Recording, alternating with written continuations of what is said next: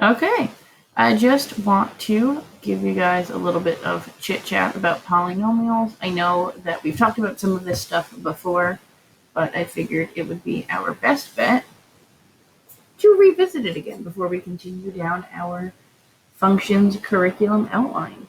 So I wanted to chat with you guys about some polynomial stuff. Just a quick reminder about what monomials are. Monomials are one-term polynomials. They are like one term. It's a constant, like this 25 here. The 25 has no variables. It's just a constant. We looked at these earlier.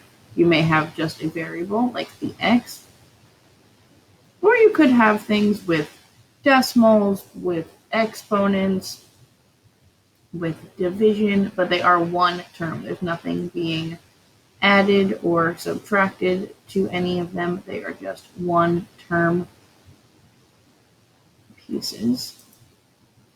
These pieces, however, are not considered to be monomials. You'll see the difference here with this fraction that you had versus the last one.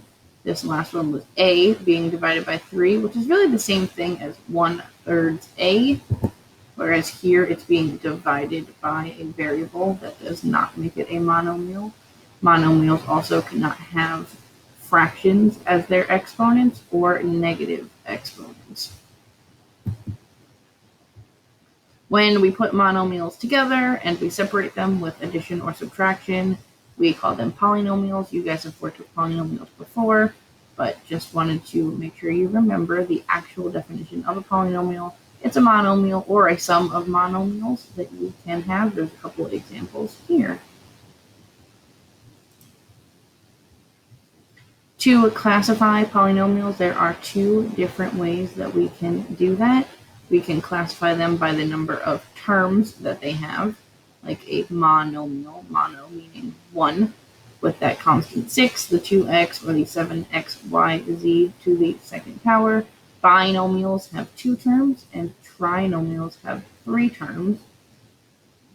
If you deal with something that has more terms than that, we typically just say the number term polynomial. So if you look at something and it has 5 terms, we're most likely going to just call it a 5-term polynomial, or just say polynomial. We can also classify them by their degree. We talked about degrees a lot back when we first started looking at function basics, when we were looking at our parent functions and how a polynomial could be positive or negative, even or odd. We looked at our degrees then. So we're just bringing the degrees back. We remember their names. If there is no exponent at all, we just see a variable, and we don't see any exponent floating up in the top corner, we know that that really is a secret number 1 there, saying that it is linear. If its highest degree, its highest exponent is 2, it's quadratic. 3 would be cubic, 4 would be quartic, like a quarter, and 5 would be quintic. If you are looking at something like the 6 here, where it does not have a variable, it's just a number, that is considered a constant. We call its degree 0, essentially, and say that it is a constant. We can then go in and classify each of these terms, each of these polynomials, by the number of terms that they have. I will share these slides with you after this period so that you can kind of go back in and do these. So this first one has 3 terms, and we know that 3 terms makes a trinomial. Both the 22x and the 1000 are 1 term. Those are monomials. However, this one is linear because it does have the x with that invisible 1, and the 1000 down here would be constant because it does not have any variables here. And we have this last one. You'll notice this last one is not in standard form. We're going to chat about standard form in just a second. This one is not in standard form. It is, however, a 2-term, so that makes it a binomial. And if we wanted to discuss the degree, the highest exponent here is a 4, which would make it quartic. The standard form of a polynomial is when you make sure that they are written in descending order of exponents. The degree would be your first one, the highest exponent. and then they go in descending order as we go. So you do want to rearrange your polynomials when you're writing them.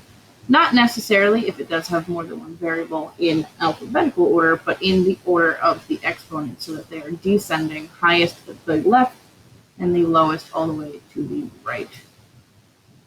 That leaves you here with this slide. I'm also going to put this in there for you guys so you can kind of mess around. It gives you the chance to create polynomials of your choice using these pieces. You can drag them with the pluses and the minuses in between to create a monomial, a binomial, a trinomial, or any polynomial of your choice. Obviously, you're not going to use all of these, especially because monomials and binomials will use one or two terms respectively. So you can kind of drag them around. I'll make them clickable and draggable for you in the version that you get. But that is what I wanted to go over with you for today. I will have your assignment ready for you for when you get out of here to kind of put one together, and I will see you later.